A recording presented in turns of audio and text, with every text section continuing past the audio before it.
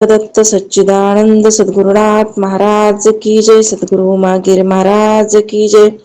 सद्गुरु बालासाहेब महाराज की जय. ब्रह्मपुत्र रंगनाथ महाराज की जय. शांती ब्रह्म एकनाथ महाराज की जय.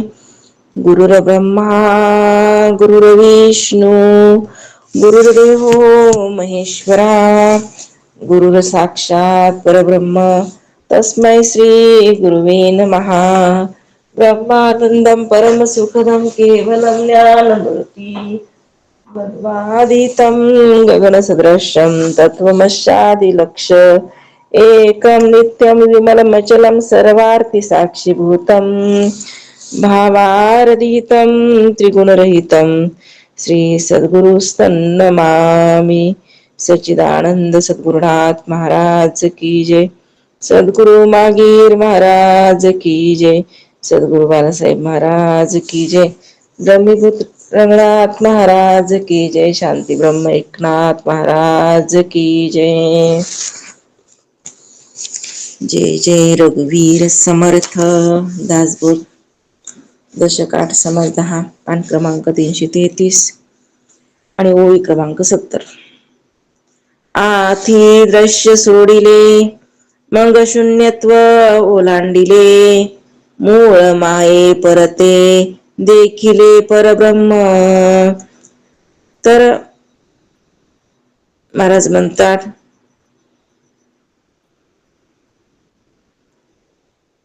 आधी दृश्य 5 भौतिक सृष्टीचा त्याग करावा, मग शून्यत्व ओलांडावं आणि मूळ मायेच्या पलीकडं असलेले परब्रह्म पाहावं.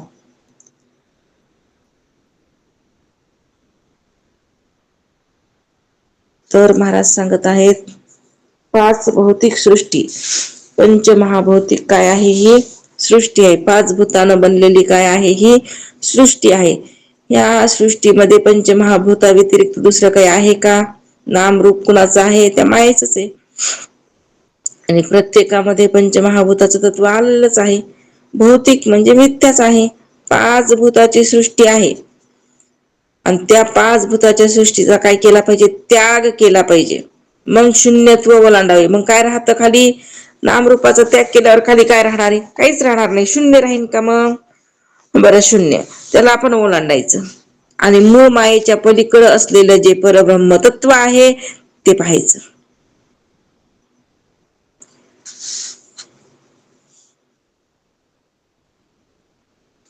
वेगळी पण पाहणे घडे तेने वृत्ती शून्यत्वी पडे पोटी संदेह पवाडे शून्यत्वाचा पाहावे असे म्हटलं की जी वस्तू पाहावयाची ती व पाहणारा असा वेगळेपणा येतो.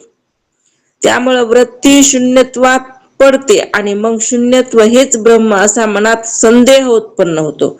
म्हणून पाहावे असं म्हटलं, जी वस्तू पाहावयाची ती व पाहणारा असे 2 झाले ना तिथं. जी वस्तू पाहायची ती एक आणि एक पाहणारा 2 झाले. त्यामुळं वृत्ती शून्यत्वात पडते. म्हणून काय झालं तिथं? वृत्ती आहे पण असा जर विचार केला, पाहणारा एक आणि पाहावयाची एक, मग हा वेगळेपणा होईल तिथं. त्यामुळं वृत्ती ही काय होणार आहे? आता जसं ज्ञानेश्वर महाराज एका ठिकाणी म्हणलेत ना, एवं वस्तूशी जाणो जाता जाणण्याची वस्तू तत्वता. मग जाणणे आणि जाणता काही सावरे. जरी वृत्ती तिथं पाहावयाला निघाली तरी वृत्ती काय झाली? त्याचं स्वरूपच झाली. वृत्ती काय झाली? ज्या वस्तूला पाहावयाला निघालोत आपण, तर ते पाहणेपणा, कळणेपणा, जाणणेपणा, जी वस्तू आहे ती दुसरी नसून ते माझं स्वरूप आहे असं कळालं. म्हणून वृत्ती सुद्धा काय झाली? आता राहिलेली वृत्ती सुद्धा काय झाली? निवृत्ती झाली. वृत्ती सुद्धा काय झाली? निवृत्ती. म्हणून तर म्हणले काय? वृत्ती हे निवृत्ती झाली जनन दिसे तेथे. वृत्ती निवृत्तीच्या अवस्थेमध्ये गेल्यावर समोर काही दिसन का? काही दिसत नाही. मी माझे हरपलो ठाई, मी बी राहिलो नाही, माझं बी राहिलं नाही, तिथल्या तिथंच मावळलं. मी माझे हरपले ठाई जेथेच्या तेथे. मी नाही तू नाही काहीच नाही. आता वृत्तीच नाही तर मी तूपणाचा काही नाही, तिथं विषयच नाही. मग म्हणले सुखे मी निजलोगा, शून्य आहे का हो? शून्य सारून तेथे शून्य बी नाही. शून्य बी बाजूला सारलं आणि माझ्या माझ्या स्वरूपामध्ये मी विलीन झालो, सुख स्वरूप अवस्थेला प्राप्त झालो. पण असं केव्हा घडतं? टाकेली पात्र झोळी, धर्म अधर्म आशा, ओल्हाळ चुकविला त्रिगुणाचा ओळसा. ऐक नाही, काय केलं होतं मी? टाकेली पात्र टाकलं हातातलं आणि झोळी बी टाकून दिली. काही महागाईचं शिल्लक राहिलं का? आता जुळी होती काखेमध्ये ती टाकून दिली, पात्र होतं ते सोडून दिलं, कारण भिकेचं पात्र होतं ते आता चक्क काय केलं? टाकून दिलं. त्याला स्पर्श नाही. आता झोळी नाही आणि पात्र नाही, काहीच नाही आमच्याकडे. आता आम्ही काय झालो? निसंग वेगळाच झालो, सगळ्यापेक्षा वेगळं झालो. काही महागायचं शिल्लक आमच्याकडे उरलेलंच नाही.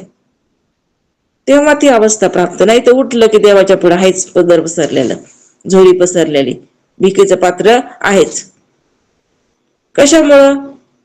कारण हे स्वतःला विसरलं होतं आणि ज्याला नाही त्याला पकडलं होतं आणि त्याच्या सुखाकरता देवापुढं हात पसरत होतं. पण आम्हाला कळून आलं आता, म्हणून आम्ही काय केलं? ती पात्र बी नको आम्हाला, झोळी बी नको, दिलं सोडून. आता काहीच आम्हाला महागायचं शिल्लक राहिलेलं नाही, कारण का? स्वरूप कळालं ना. म्हणून पहावे असे म्हटलं, जी वस्तू पहावयाची ती व पाहणारा असा वेगळेपणा येतो. त्यामुळे वृत्ती शून्यत्वात पडते आणि मग शून्यत्वच हेच ब्रह्म असा मनात संदेह उत्पन्न होईल. जर असं झालं तर जेव्हा पहावयाची ती वस्तू एक आणि पाहणारा एक, मग वेगळेपणा आला नाही. तर मग ती वृत्ती काय झाली? तर म्हणले शून्यत्वात पडते. मग काहीच नाही काहीच नाही असं आलं, मग शून्य आहे. मग शून्यच हे परब्रह्म आहे का काय? असा काय झाला? तिथं संशय उत्पन्न झाला.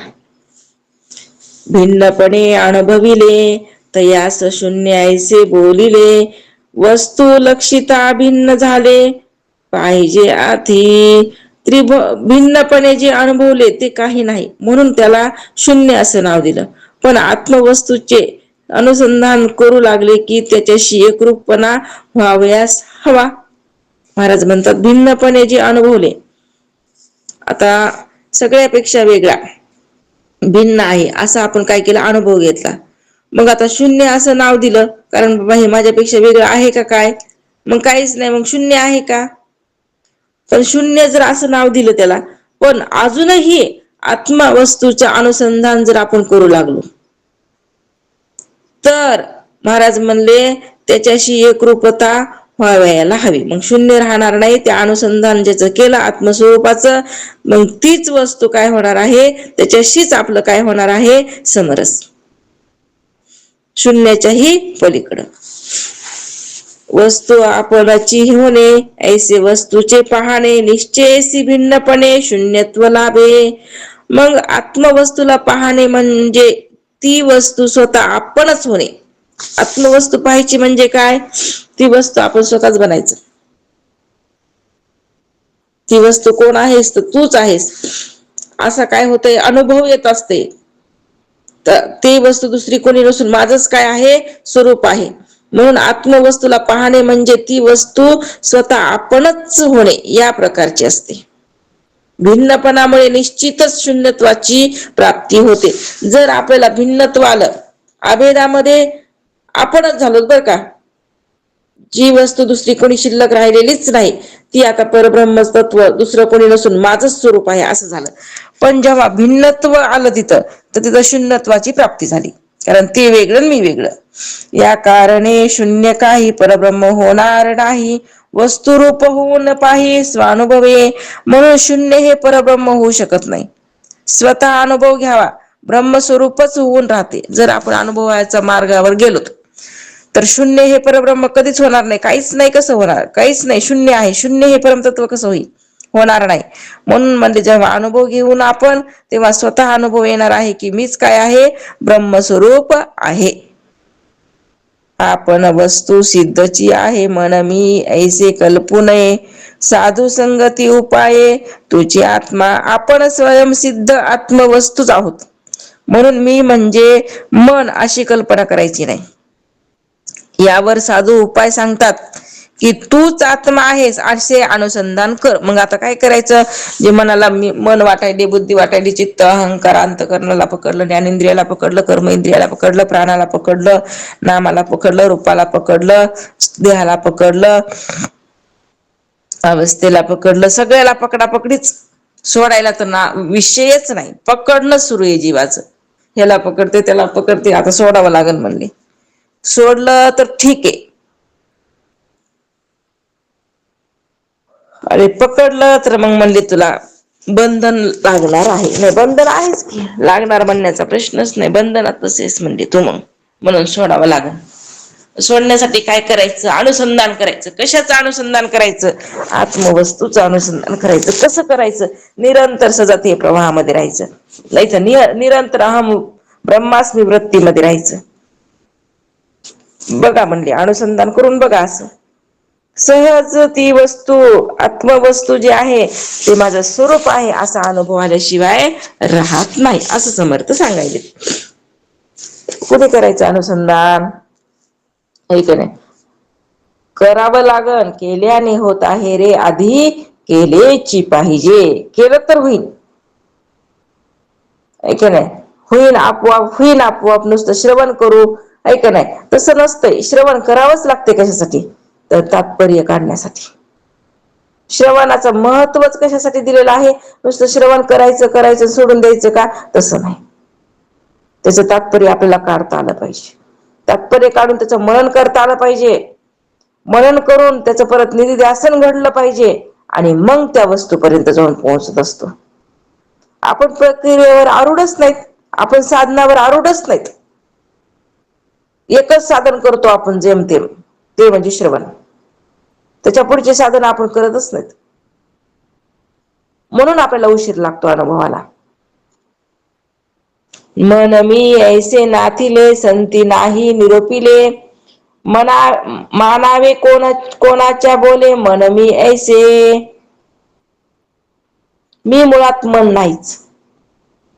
शिवाय संतांनीही तसं सांगितलेलं नाही. मग कोणाच्या बोलण्यावर विश्वास ठेवू? मी मन असे मानावे म्हणून. म्हणून मी मन नाही. संतांनाही सांगितलं नाही मन तू आहेस म्हणून. उगाच मग कशाला त्या मनावर विश्वास ठेवायचा? मी मन म्हणायचं? म्हणायचं नाही अजिबात.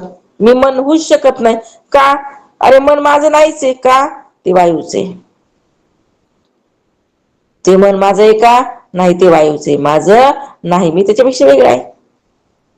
संत वचने ठेविता भाव, तोची शुद्ध स्वानुभव. मनाचा तैसाच स्वभाव, आपण वस्तू. संत वचनावर दृढ निष्ठा ठेवली पाहिजे. निष्ठावंत झालो पाहिजे आपण. निष्ठा असणं खूप महत्वाचं आहे. काय हो, देह जाओ अथवा राहो, पांडुरंगी दृढ भाव. चरण न सोडी सर्वथा, तुझी आन पंढरीनाथा. काय होऊ मग? ऐक नाही, पण भाव पाहिजे दृढ. त्याच्यामध्ये डगमग नसावी. डगमगला की झालं म्हणजे गेलं. संदेह आला, संशय आला की निश्चय लवकर होतच नाही. म्हणून संत वचनावर दृढ निष्ठा ठेवावी. कारण त्यांची वचने स्वानुभवावर आधारित असतात. स्वतःचा अनुभव असते संतांजवळ, म्हणून त्यांच्यावर विश्वास ठेवावा लागते. कारण त्यांनी अनुभवात्मक काय करत असतात? अनुभवात्मक बोलत असतात संत. त्यांनी अनुभव घेतला मग ते बोलायला लागलेत. बिगर अनुभवाचं ते बोलतच नसतात संत. अनुभव घेऊन बोलत असतात. म्हणून त्यांच्या निष्ठा असावी. त्यांची वचने स्वानुभवावर आधारित असतात. कोणाचे? संतांचे. मनाला जसं वळण लावावे तसं ते लागते, हा मनाचा स्वभाव आहे. मग मन आपलं म्हणतो आपण मानत नाही, आमचं मन लय पळते, आमचं लय मन भटकते. अरे तसं काही नसते. मनरूपी बाळ आहे, त्याला तुम्ही वळण लावा. जसं वळण लावताना तसं ते तुमच्या पुढे राहते म्हणले. मग तुम्ही वळणच नाही, त्याला तुम्ही काय करत नाहीत म्हणले? अनुसंधान करतच, अनुशासन करतच नाहीत मनाला. तुम्ही मनावर काय करत नाहीत? लक्षच ठेवत नाहीत. तुम्ही लक्ष ठेवायला पाहिजे का नाही? आपल्या मनाला इकडे तिकडे भटकू द्यायचं नाही अजिबात. जसं वळण लावू का मनाला, तुम्ही आता सकाळी उठायचं वळण लावलं का नाही मनाला, उठायले का नाही, उठायला लागले. आपल्या हातामध्ये कसं वळण लावायचं कसं नाही.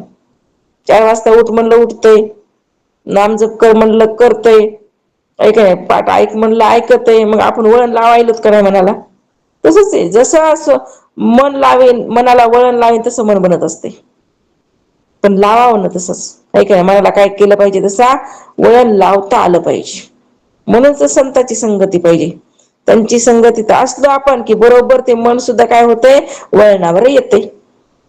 म्हणून महाराज म्हणतात मनाला जसं वळण लावावे तसं ते लागते.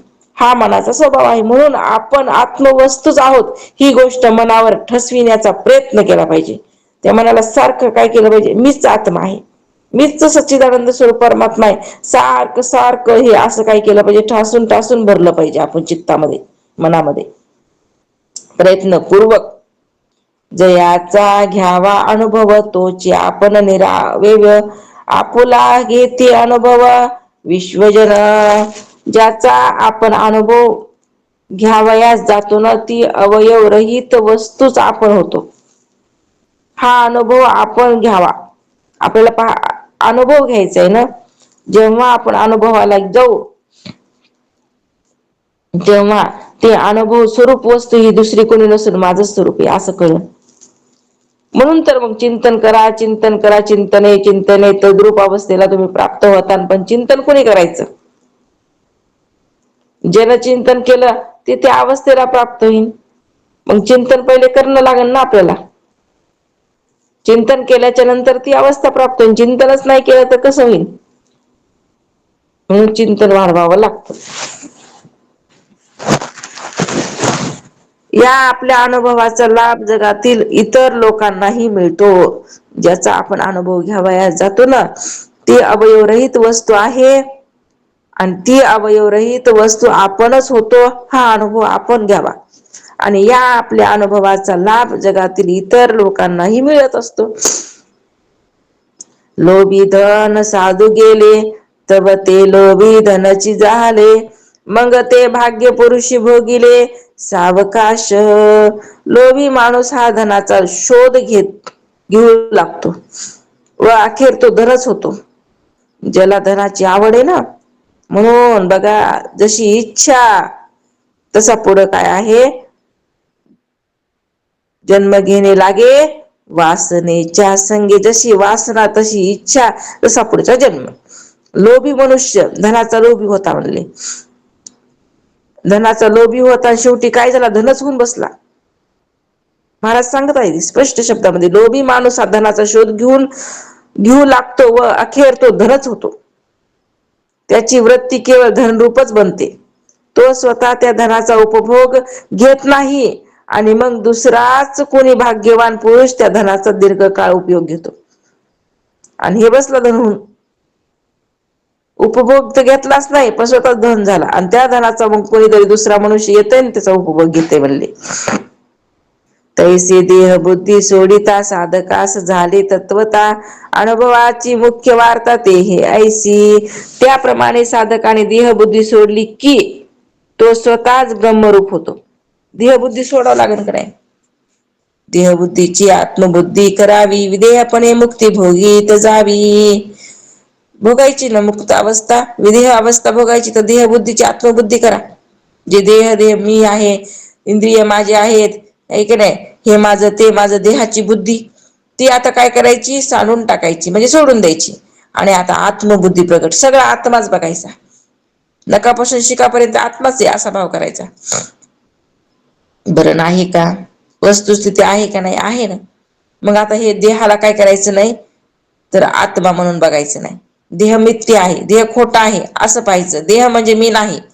मग ती जी मनाची बुद्धी मनरूप मनामध्ये जे आपण काय केलं होतं, देह मी असा निश्चय केला होता, आता ती निश्चयात्मक वृत्ती निवृत्त करून मी आत्मा आहे असा निश्चय करायचा आहे.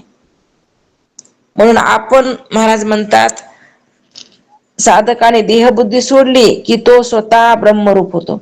अनुभवाशिवाय स्वानुभवाची हीच मुख्य गोम म्हणजे रहस्य आहे. म्हणून देहबुद्धी सोडावी लागते. देहबुद्धी सुटली की ब्रह्मरूप होत असतो हा जीवात्मा. आपण वस्तू मुळी एक ऐसा ज्ञानाचा विवेक, येथून हा ज्ञानदशक संपूर्ण झाला.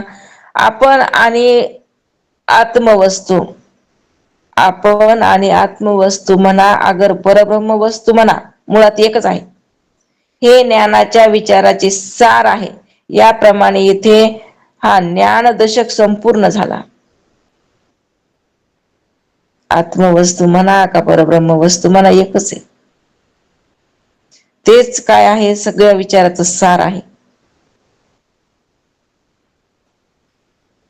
आत्मज्ञान निरोपिले, येथा मतीने बोलिले, न्यून पूर्ण क्षमा केले पाहिजे श्रोती, मी माझ्या बुद्धीनुसार आत्मज्ञानाचे निरूपण केले. त्यात अधिक उणे जे असेल त्यासाठी श्रोत्यांनी क्षमा केली पाहिजे, असं समर्थ म्हणत आहेत. किती उदार अंतकरणाचे असतात बघा संत महात्मे. सगळं करून शेवटी काय करतात, आपल्याकडं कोणताच अहंकार घेत नाहीत. सगळं जिथल्या तिथं सोडून देतात असतात. हा मी हे केले बघा, मी माझ्या बुद्धीनुसार आत्मज्ञानाचं निरूपण केलं आहे बरं का. अधिकच्या यात उणं जे असेल त्यासाठी मला काय करा, जर काही अधिक उणं कमी जास्त झालं असेल तर मला तुम्ही काय करा, क्षमा करा. क्षमाशीलता वृत्ती असते संतांची. म्हणून तर नम्र असते, शांत असते, म्हणून तर संत असतात ना. काय नम्रता आहे, शांतता आहे, म्हणून तर ती अवस्था प्राप्त झालेली असते. इति श्रीदास बोधे गुरु शिष्य संवादे शून्यत्व निर्दर्श नाम समास 10वा समाप्त. दशक 8वा इथं संपलेला आहे. आता दशक 9वा आपला सुरू व्हायला लागलाय. 8 पर्यंत आपण पाहिला. आता 9वा दशक, 9वा गुण रूप दशक. 9 समास पहिला आशंका. आता गुणांचं वर्णन आहे, त्याच्यामध्ये पहिल्यांदा आशंका घेणार आहेत. समर्थ म्हणतात, निराकार म्हणजे काय, निराधार म्हणजे काय, निर्विकल्प म्हणजे काय, मज निरुपावे. आता शंकाच आहे तिथं. या समाजात श्रोत्याने अनेक शंका विचारल्यात, म्हणून त्याला हे नाव दिलं आहे काय, आशंकाच. श्रोता विचारात आहे की निराकार म्हणजे काय. श्रोता विचारायला लागलाय, महाराज निराकार कशाला म्हणायचं, निराधार म्हणजे काय, निर्विकल्प म्हणजे काय, हे मला समजावून सांगा. निराकार म्हणजे काय, निराधार म्हणजे काय, निर्विकल्प म्हणजे काय, हे मला तुम्ही काय करा, सांगा. निराकार म्हणजे आकार, निराधार म्हणजे आधार नाही, निर्विकल्प म्हणजे कल्पना नाही, परब्रह्मासी. निराकार म्हणजे आकार नाही, निराधार म्हणजे आधार नाही, निर्विकल्प म्हणजे कल्पना नाही, परब्रह्मासी. मग वक्ता म्हणत आहे की परब्रह्माला निराकार म्हणजे आकारच नाही, अशी वस्तू येते. ती आकाराला आली का नाही.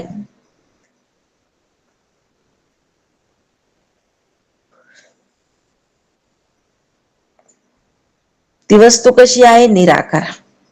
निराधार म्हणजे आधार नाही तिला, निर्विकल्प म्हणजे त्याच्या ठिकाणी कल्पनाच नाही, अशी वस्तू येते. आकार नाही तिला, कोणाचा आधार नाही तिला, तिला कोणती कल्पना स्पर्श सुद्धा करू शकत नाही, अशी आत्मवस्तू आहे.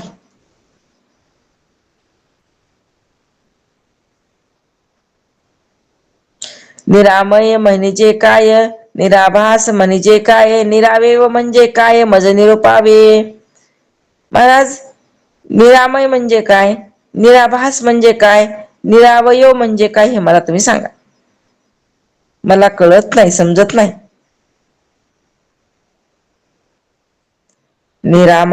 निरामय म्हणजे जळमय नाही, निराभास म्हणजे भासची नाही, निरावयव म्हणजे अवयव नाही, परब्रह्मासी. निरामय म्हणजे जलमय नाही, ती वस्तू जलमय सुद्धा नाही. अमय म्हणजे विकार नाही तिच्या ठिकाणी.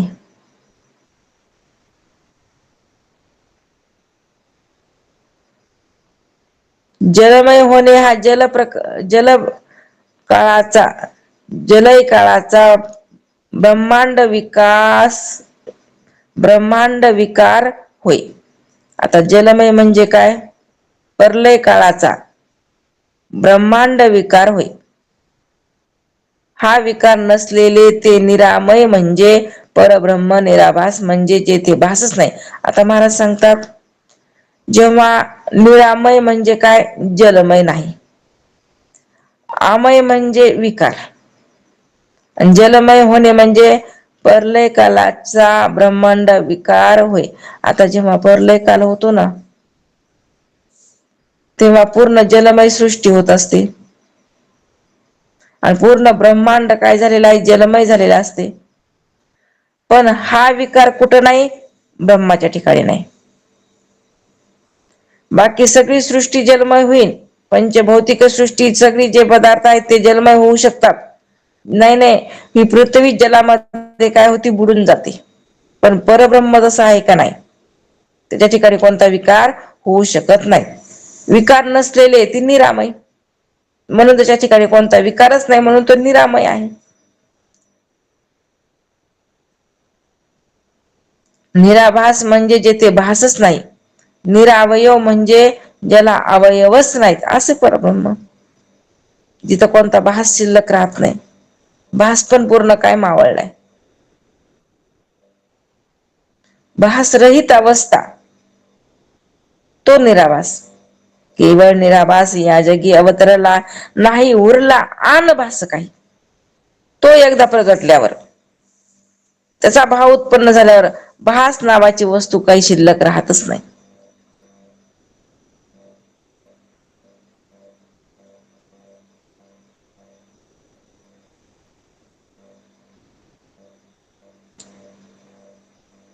निष्प्रपंच म्हणजे काय, निकळन निकळंक म्हणजे काय, निरुपाधी म्हणजे काय, मज निरुपावे. आता सांगत आहेत पुढे, निष्प्रपंच म्हणजे काय, निळकंठ म्हणजे काय, निरुपाधी म्हणजे काय, ते पण सांगा. कशाला म्हणायचं ते सांगा. निप्रपंच म्हणजे प्रपंच नाही, निळकंठ म्हणजे कळंक नाही, निरुपाधी म्हणजे उपाधी नाही, परब्रह्मासी. आता सांगत आहेत, निष्प्रपंच म्हणजे त्याच्या ठिकाणी प्रपंचच नाहीये. प्रपंच ओसरो, पूर्ण प्रपंच ओस पडलेला आहे, नाहीच त्याच्या ठिकाणी. पडलेला म्हणायचं कामच नाही, नाहीच आहे.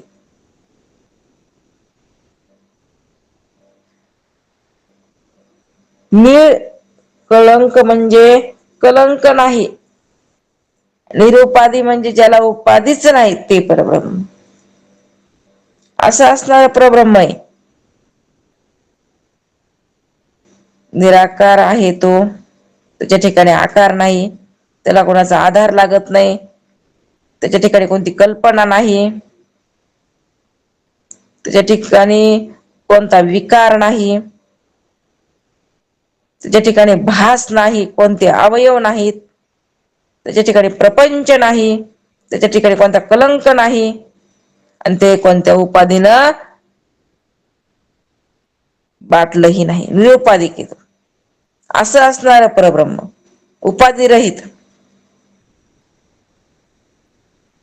उपाधी वेगळा असा असणारा परब्रह्म.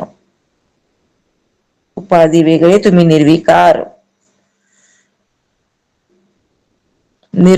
निरुपम्य म्हणजे काय, निरालंब म्हणजे काय, निरापेक्ष म्हणजे काय, मज निरुपावे.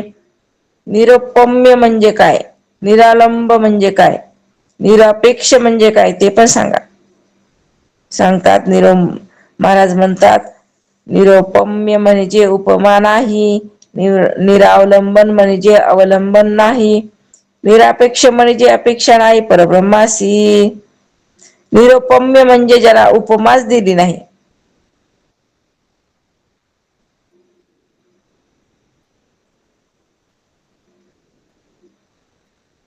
महाराज सांगतात, निरुपम्य म्हणजे काय,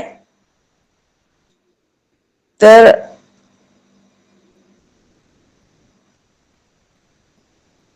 त्याला उपमा कोणतीच देता येत नाही. आकाशाची दिली ते कळण्यापुरती, नाही त्याला उपमा देता येत नाही.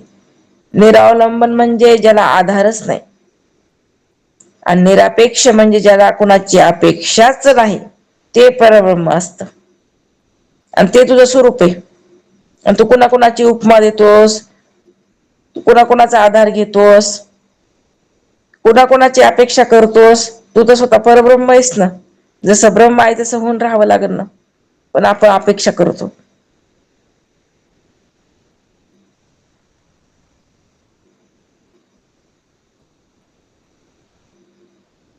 निरंजन म्हणजे काय, निरंतर म्हणजे काय, निर्गुण म्हणजे काय, मज निरुपावे.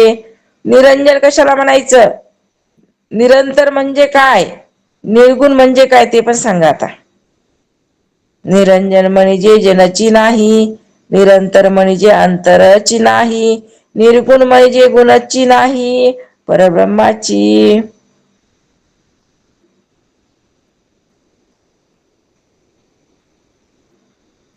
मग महाराज इथं सांगत आहेत, निरंजन म्हणजे जेथे जनच नाही, सगळ्यापेक्षा वेगळं, निरंजन, जनरहित स्थिती, त्या स्थितीला जाऊन पोहोचायचे. आणि तिथं जाऊन काय करायची, वस्ती. निरंजनी आम्ही बांधिले घर, तिथं जाऊन बांधायचंय घर निरंजन वनामध्ये. आणि ती अवस्था प्राप्त करून घेता येत असते बरं का. म्हणून तर साधू संतांना सांगितले ना, निरंजन म्हणजे अलख निरंजन, जनरहित अवस्था. निरंतर म्हणजे काय, तर महाराज सांगतात, निरंतर म्हणजे कमी अधिकपणाचा परिणाम नसलेलं. तो निरंतर जशाला तसंच आहे, कमी नाही जास्तही नाही. निर्गुण म्हणजे गुणरहित अवस्था. निरंजन म्हणजे ते जनच नाही, सर्व लोकांची सृष्टी जेथे झालेलीच नाही, असं निरंजन. निसंग म्हणजे काय, निर्मळ म्हणजे काय, निश्चळ म्हणजे काय, मज निरुपावे. निसंग म्हणजे काय, निर्मळ कशाला म्हणायचं, म्हणजे काय, निश्चय म्हणजे काय, ते पण सांगा. निसंग म्हणजे संगची नाही, निर्मळ म्हणजे मळची नाही, निश्चळ म्हणजे चळन नाही, परब्रह्मासी. निसंग म्हणजे काय, ज्याला कोणाचा संगच नाही. निसंग मुळी झाले घर संतांचे रिगारे, हे का नाही. निसंग व्हावं लागतंय साधकांना, कुणाचाच संग नको. संग करायचा कुणाचा, फक्त परब्रह्माचा, फक्त संतांचा, बाकी कोणाचा संग करायचा नाही. निसंग राहायचं, संगरहित, असंगरहित. निर्मळ म्हणजे ज्याचा ठिकाणी मायारूपी मळच नाही, निर्मळ पाहिजे, शुद्धता लागते. मायेनं बाटलेलं नसावं, मायेचा स्पर्श झालेला नसावा, असं शुद्धता पाहिजे. निश्चळ म्हणजे ज्याच्या ठिकाणी चलन वलन सुद्धा नाही, ते परब्रह्म असं जाणावं, असं परब्रह्म आहे, निश्चळ आहे.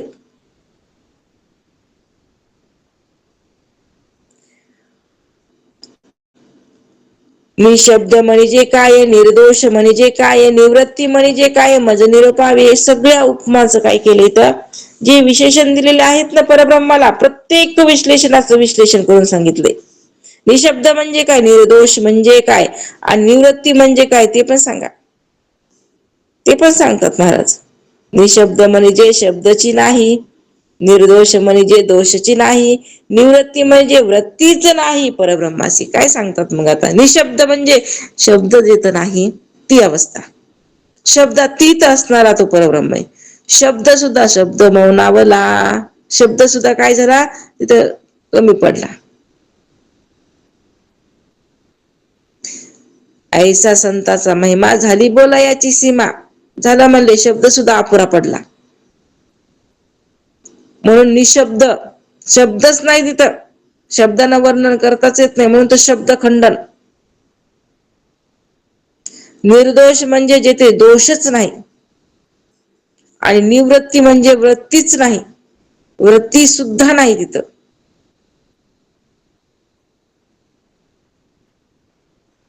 असं काय आहे परब्रह्म वस्तू. निष्काम म्हणजे काय, निर्लेप म्हणजे काय, निष्कर्म म्हणजे काय, मज निरुपावे. निष्काम म्हणजे काय, निर्लोप म्हणजे काय, निर्लेप म्हणजे काय, निष्कर्म म्हणजे काय, ते पण सांगा. निष्काम म्हणजे कामची नाही, निर्लेप म्हणजे लेपची नाही, निकर्म म्हणजे कर्माची नाही, परब्रह्मासी. निष्काम म्हणजे जिथं काम कोणतंच नाही, त्याला कामच नाही, ज्या ठिकाणी काम नावाची वस्तूच नाही. आपण म्हणतो मला वेळच नाही, वेळच नाही. अरे परब्रह्माला तर कामच नाही. म्हणजे तू किती खाली आलास, तू कुणाला पकडलंस, तू परब्रह्म आहेस, पण तू पकडलंस कुणाला? ज्याला पकडलंस ना, तर कसं असतं माहिती का, ज्याला पकडलं तसंच होते ते. तुम्ही जर परब्रह्माला पकडलं की तुम्ही परब्रह्म स्वरूप झाला, आणि तुम्ही देहाला पकडलं की तुम्ही देह स्वरूपच झालात. मग कुणाला पकडायचे ते आता बघायचं आपण.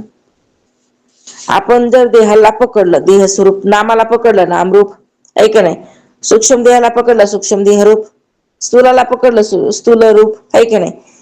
नाम रूप रंग जाती वर्ण सगळं पंथ, ज्याला पकडतात बाई पुरुष स्त्री वगैरे सगळं आलं ह्याच्यामध्ये. मग तसं स्वरूपच बनतात. म्हणजे हा मी एक स्त्री आहे, मग स्त्री होणच. हा तसंच वैर नाही तर काय. आणि महाराज म्हणतात ज्याला पकडतात तसंच होता तुम्ही, मग पकडायचं कुणाला? म्हणून जसं ब्रह्म आहे ना, त्याला तेच आपण तुझं स्वरूप आहे, आणि मी ब्रह्म होऊन राहावं.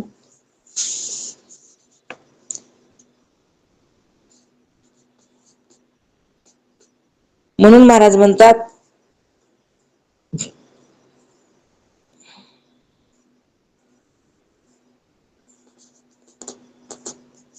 निष्काम म्हणजे जिथे कामच नाही, निर्लेप म्हणजे जिथे लेपच नाही. म्हणून मला काम आहे का आता? नाही. का? मी निष्कामी. निर्लेप म्हणजे जिथे लेपच नाही. निष्कर्म म्हणजे ज्याच्या ठिकाणी कर्म संभवतच नाही. आणि मला तर लय कर्तव्य लागले पाठीमाग. आणि महाराज म्हणतात हे परब्रह्माचं स्वरूप आहे बरं का. असं परब्रह्म आहे. काम नाही, काम नाही, झालो पायी रिकामा. तुकोबाराय म्हणतात का नाही. अनुभव आलाय ना तसा. मला मी कसं आहे, मी परब्रह्म आहे, मला कुठे काम, मला काहीच नाही आता. अनाम्य म्हणजे कामे, अजन्मा म्हणजे काय, अप्रत्यक्ष म्हणजे काय, म्हणजे निरपावे. अनाम्य म्हणजे काय, अनाम्य म्हणजे काय, अजन्मा म्हणजे काय, अप्रत्यक्ष म्हणजे काय, ते पण सांगा. अनाम्य म्हणजे नामची नाही, अजन्मा म्हणजे जन्मची नाही, अप्रत्यक्ष म्हणजे प्रत्यक्ष नाही परब्रह्म. आता बघा, अनाम्य म्हणजे मला नाव आहे का? नाही.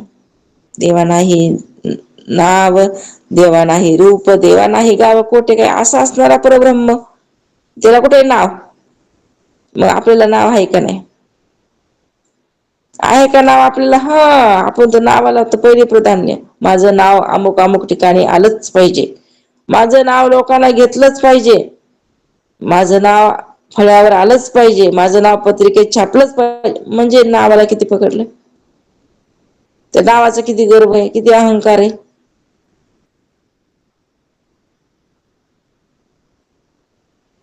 मग अनाम्य म्हणजे ज्याला नामच नाही.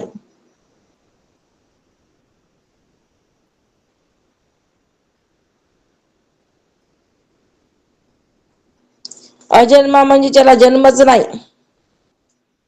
अप्रत्यक्ष म्हणजे जे प्रत्यक्षच नाही, परब्रह्म होय.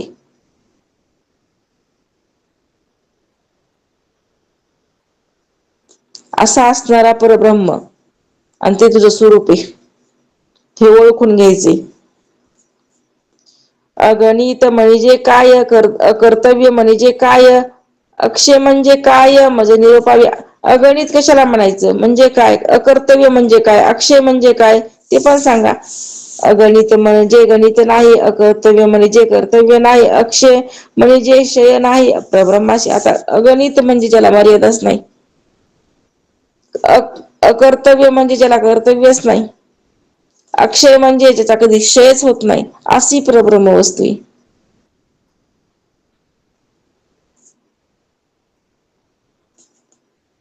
अरूप म्हणजे काय, अलक्ष्य म्हणजे काय, अनंत म्हणजे काय, म्हणजे निरुपावे. अरूप म्हणजे काय आहे, अलक्ष्य म्हणजे काय आहे, अनंत म्हणजे काय आहे, ते पण सांगा. अरूप म्हणजे स्वरूप नाही, अलक्ष्य म्हणजे लक्ष्याची नाही, अनंत म्हणजे अंतची नाही परब्रह्मासी. अरूप म्हणजे ज्याला रूपच नाही, असा असणारा परमात्मा. अलक्ष्य म्हणजे जे वेगळे राहून पाहता येत नाही. अनंत म्हणजे ज्याला अंत नाही, तो परब्रह्म. असा असणारा हम्म. काय आहे? परब्रह्म आहे. असा असणारा कोण आहे? परमात्मा आहे. तुमचा जुना आहे का देवा दासबोध? हा. तुमचा जुना आहे दासबोध? नाही. नाही म्हणच्यात कसं काय गोष्ट नाही की बघू आपण बघू आपण. पान नंबर पान तीनशे नंबर 372 म्हणल्या नंतर 336. वेगवेगळे लेखक असतात, लेखक वेगवेगळे असतात, त्याच्यामुळे ग्रंथ सुद्धा वेगळा असतो. जय गुरुदेव. जय गुरुदेव माऊली. ते गौसच नव्हे बघा कविता म्हणलं तसं बघायला पण ते गौसच ना. जय गुरुदेव 336 माऊली. पान नंबर काढा. 336. गीता प्रेसचा आहे माझ्याकडं दासबोध. ताई माझ्याकडे 346 वर आहे. मागं पुढं होत असन. दशक बघा, दशक 9वा, समास पहिला.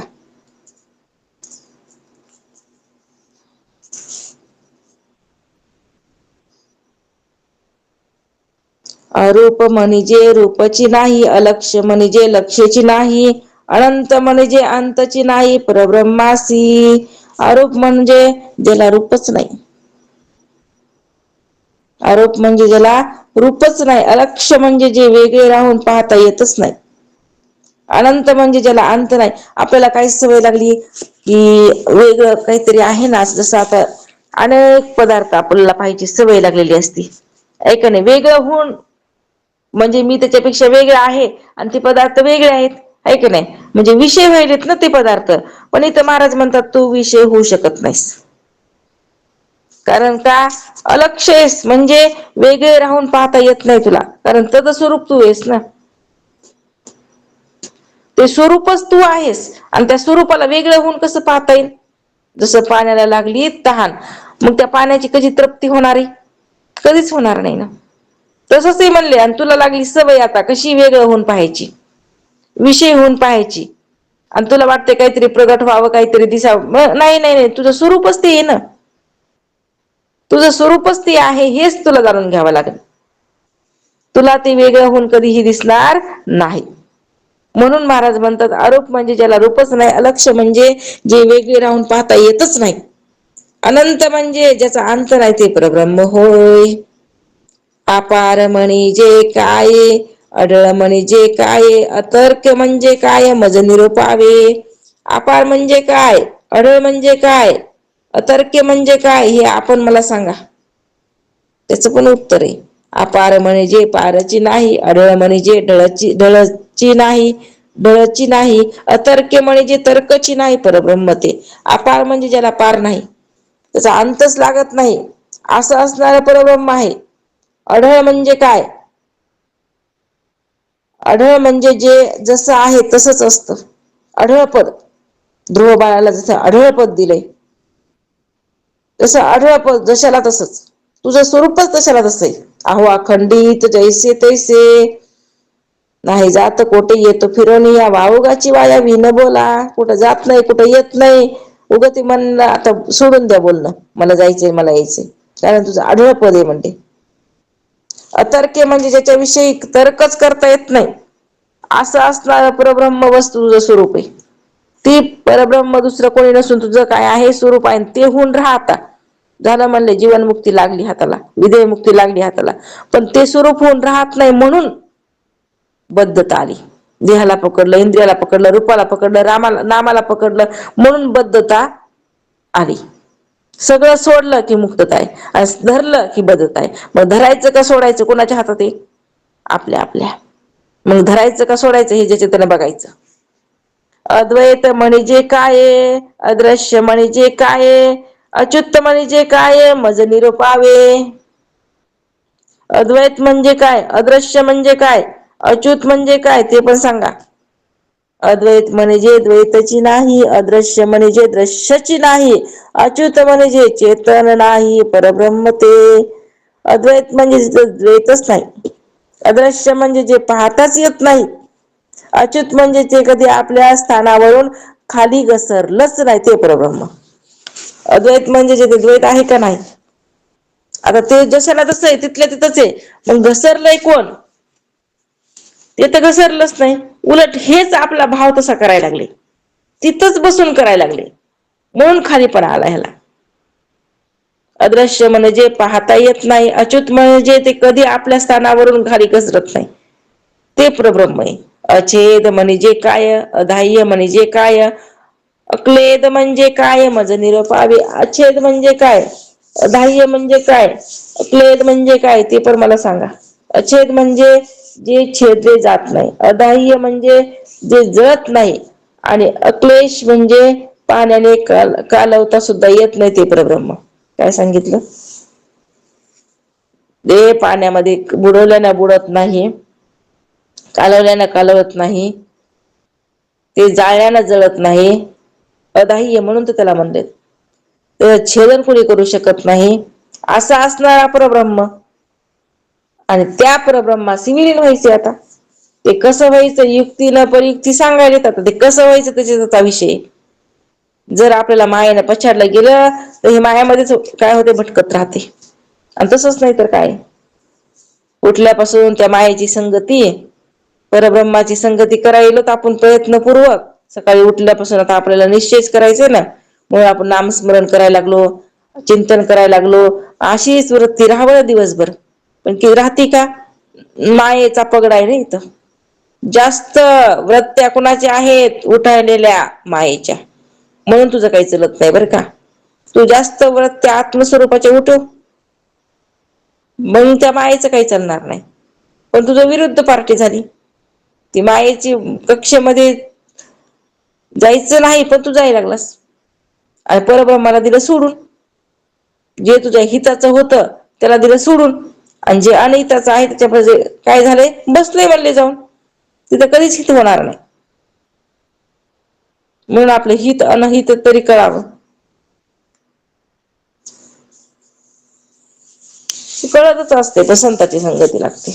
परब्रह्म म्हणजे सकळा परते, तयास पाहता आपण चिते, हे कळे अनुभव मते, सद्गुरु केलिया. सांगितलं आता समोर. काय याप्रमाणे ज्याचं वर्णन केले जातं, ते परब्रह्म सर्वांच्या पलीकडील असून त्याचा शोध घेऊ गेल्यास आपण तेच परब्रह्म आहोत असा अनुभव सद्गुरु केला असता त्याच्या कृपेने होतो. मग आता असा अनुभव घ्यायचा असेल, सद्गुरूची कृपा लागते, त्यांना शरण जावं लागतं, त्यांच्या कृपेला पात्र बनावं लागतं. त्यांची कृपा झाली रे झाली की आपल्याला तो अनुभव आल्याशिवाय राहत नाही. म्हणून संतांची कृपा प्राप्त करून घेतली पाहिजे बरं का. त्यांच्या कृपेशिवाय आपण त्या वस्तूपर्यंत जाऊन पोहोचू शकत नाही. इति श्री दास बोधे गुरु शिष्य संवादे अशंका नाम समास पहिला समाप्त. अवधूत चिंतन श्री गुरुदेव दत्त सच्चिदानंद सद्गुरुनाथ महाराज की जय. सद्गुरु मागीर महाराज की जय. सद्गुरु बालासाहेब महाराज की जय. शांती ब्रह्म एकनाथ महाराज की जय. घ्या निर्वाणी शतक.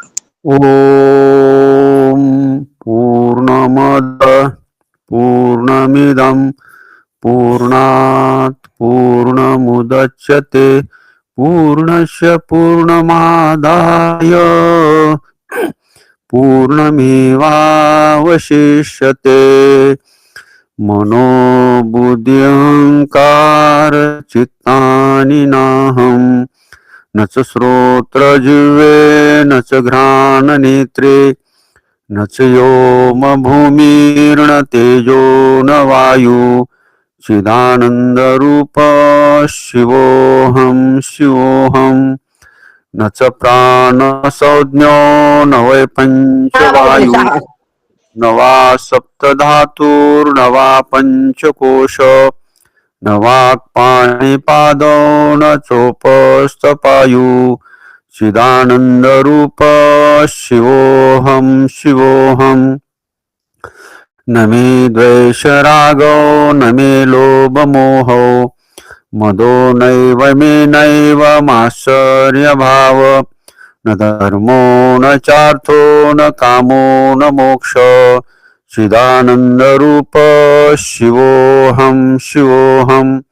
न पुण्यं न पापं न सौख्यं न दुःखं न मंत्रो न तीर्थ न वेदा न यज्ञाः अहं भोजनं नैव भोजन भोक्ता चिदानन्दरूप शिवोऽहं शिवोऽहं न मे मृत्युशङ्का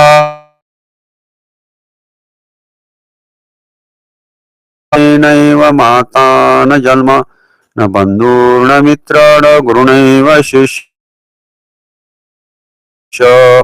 चिदानन्दरूप शिवोऽहं शिवोऽहम् अहमिर्विकल्पो निराकाररूपो विभुर्व्याप्य सर्वत्र सर्वेन्द्रियाणां सदा मे समत्वन्न मुक्तिर्न बन्ध चिदानन्दरूप शिवोऽहं शिवोऽहं चिदानन्दरूप शिवोऽहं शिवोऽहं चिदानन्दरूप शिवोऽहं शिवोऽहं पुंडलिक हरी विठ्ठल श्री ज्ञानदेव तुकाराम पंढरीनाथ भगवान की जय। माऊली ज्ञानेश्वर महाराज की जय।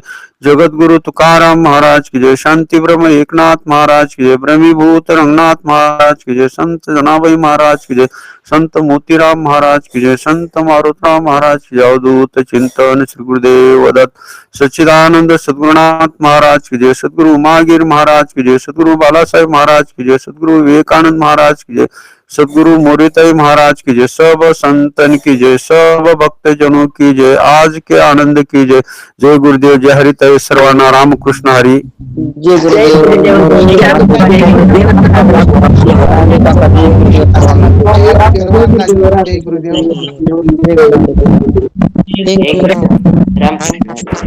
रामकृष्ण हरी जय हरी रामकृष्ण हरी सर्वांना जय गुरुदेव. ओम नमः शिवाय. जय गुरुदेव सर्वांना. रामकृष्ण हरी जय गुरुदेव. जय गुरुदेव. राम